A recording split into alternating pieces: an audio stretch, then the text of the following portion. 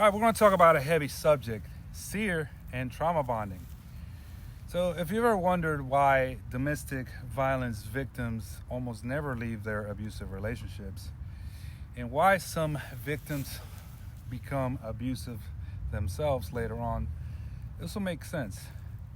We'll start with SERE. SERE stands for survival, evasion, resistance, and escape. And for this episode's purpose, we will confine this to the resistance part almost entirely due to relevance.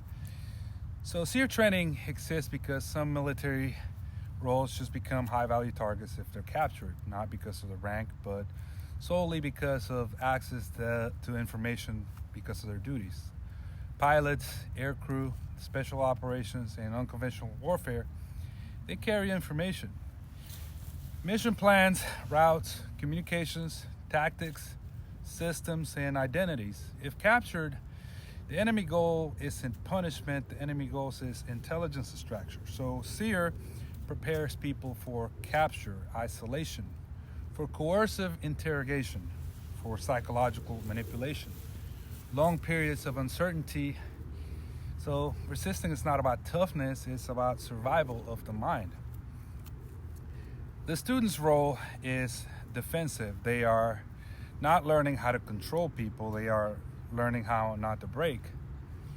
They are being stressed. They are being deprived. They are learning how their nervous systems are pushed to their limits. Sleep gets cut, food gets cut, their certainty gets cut, and the pressure is psychological, not physical. They are intentionally destabilized. They are isolated. They are kept confused, kept uncertain. And then after prolonged distress, there comes the relief, such as a blanket, some food, a softer tone, perhaps a moment of kindness, something to relate. And this is the lesson. The relief is not mercy. That relief is a tool. So students are taught, do not attach. Do not confuse relief with safety, because relief is part of the break. They resist through micro choices such as silence, ambiguity, non-engagement, internal focus, living 1 minute at a time. They preserve their identity. You are taught to only give 3 things: name, rank, and serial or service number. Perhaps a core internal story, because if you lose your story, you lose yourself.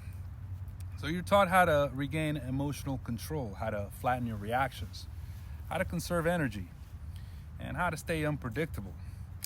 Students are learning how trauma bonds form from the inside, because resisting trauma bonds is part of the training, and this is how you keep intelligence that can cost lives out of the enemy's hands. SERE for instructors, on the other hand, they have a much more pivotal role. The instructors must understand the offensive side, not for cruelty, not for sadism, but for realism. They must be fluent in how to break people without laying hands on them. They study methods like inconsistent reward, unpredictable punishment, information control, isolation, silence as pressure, rule changes, reality erosion. They also learn something scary, emotional mapping. What makes you flinch and what calms you? What triggers you? What makes you comply? Inside this training is how this is bounded. It's contained. It has oversight. It has rules. But the nervous system doesn't always separate. Well, training fluency, it stems from relationship fluency. And here's a real story that proves that point.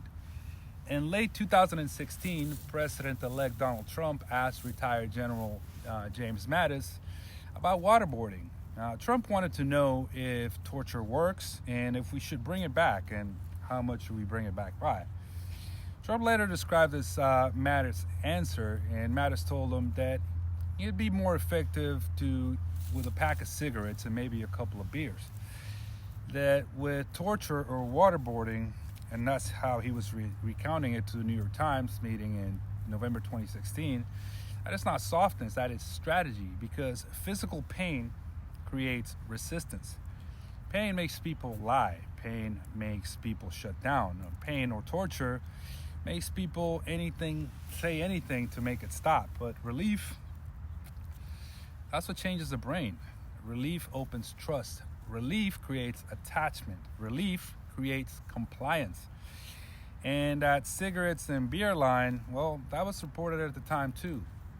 But here's the part that almost nobody talks about, because this isn't just theory, this is exposure.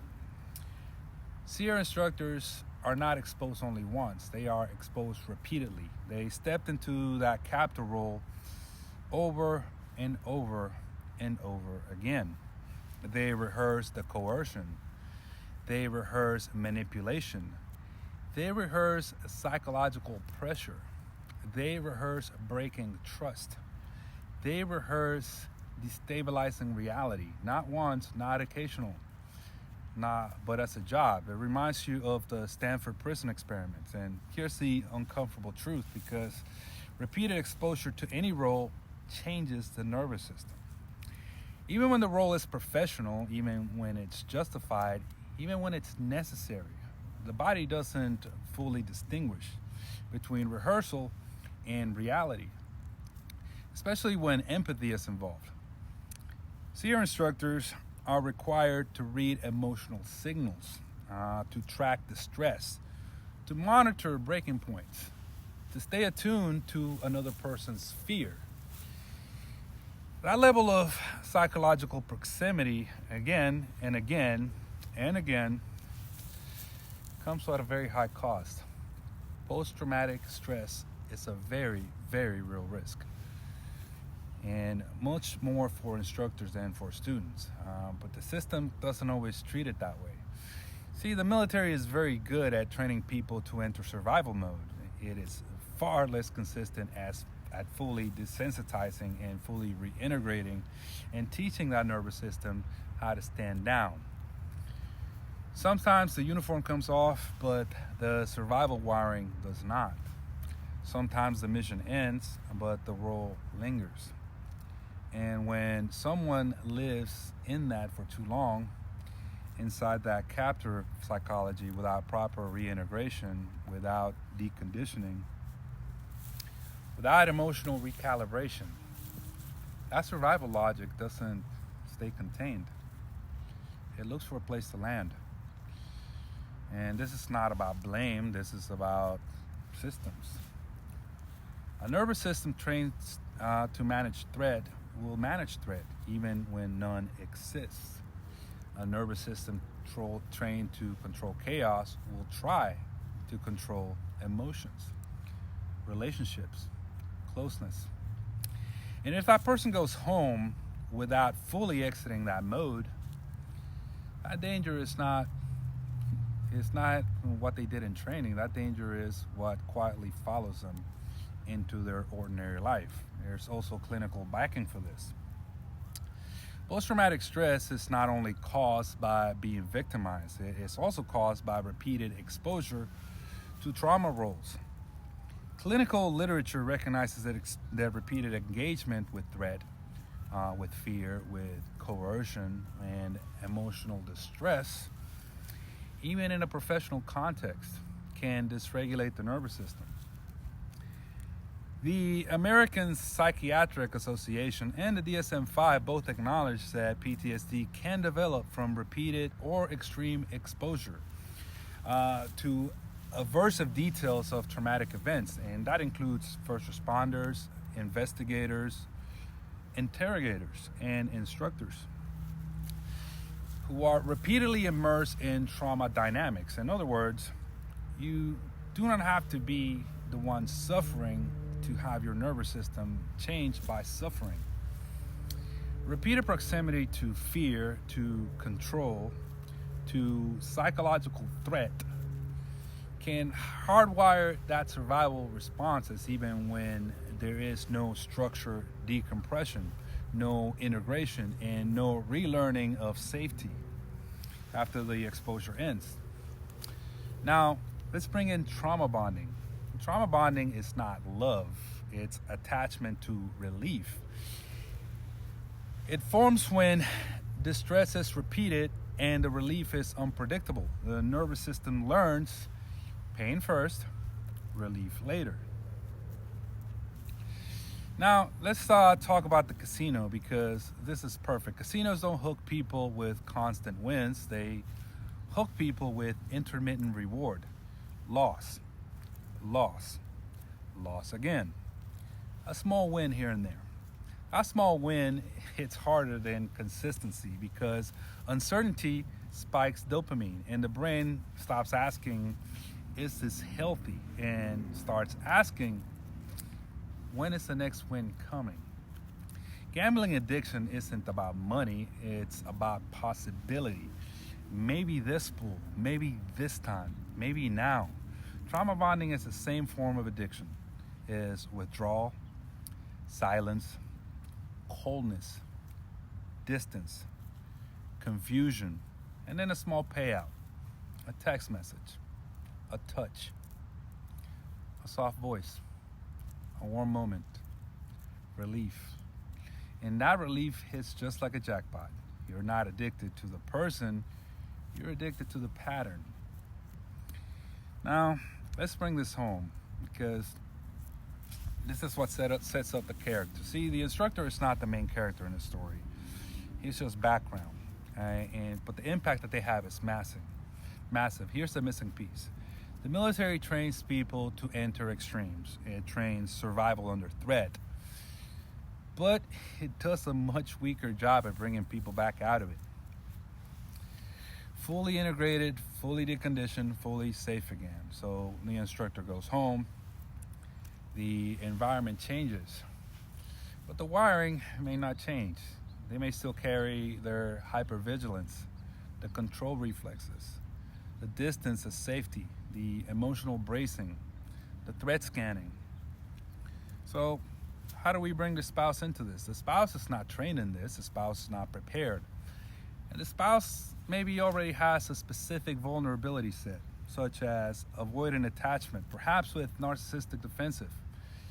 Throw in a wounded inner child with abandonment wounds and shame around needing others, fear of vulnerability, and this spouse is exposed to the instructor's patterns, not in a facility but at home, with unpredictable affection, sudden coldness, silence as punishment, and ever-changing rules.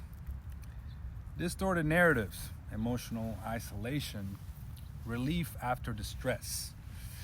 And that spouse becomes trauma bonded because the structure works. Loss, loss, loss, another loss, and a small win. So the spouse learns the casino rules inside their own body, and survival does something else. It teaches copying, not consistently but automatically. Over time, that spouse begins to internalize the same tactics, because those tactics are what shape the reality. That spouse later escapes, they leave, or their relationship collapses, and they are no longer captive. But they're also not the same person anymore, because they didn't just survive, they learned the language. Now they carry with them an arsenal: distance, silence, withdrawal, intermittent warmth, emotional control, rule shifting. And here's a tragedy. They think that this is protection. They think that this is boundaries. They think that this is safety. But it's captivity logic exported and transmuted into love. So in the next relationship, they don't become the student. They become the instructor. Not because they're evil, but because their nervous system believes, if I don't control, I will be controlled. If I don't distance, I will be consumed. If I don't destabilize them, I will be destabilized. And this is a cycle. Instructor uses the tactics home. The spouse becomes trauma bonded. The spouse learns these tactics to survive. The spouse escapes with an arsenal, and the spouse reenacts a pattern. Victim becomes the abuser, and so the wheel keeps turning. And here's the hardest truth. Consistency feels boring to a trauma-wired system. Safety feels dull. Peace feels unfamiliar because the brain learned love arrives after pain. Healing begins when you see the mechanism. You weren't weak. You weren't stupid.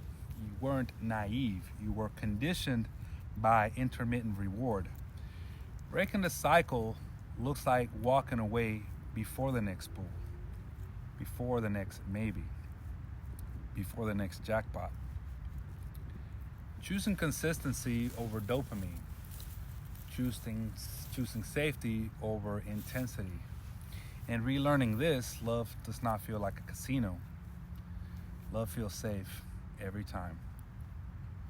Thanks for watching.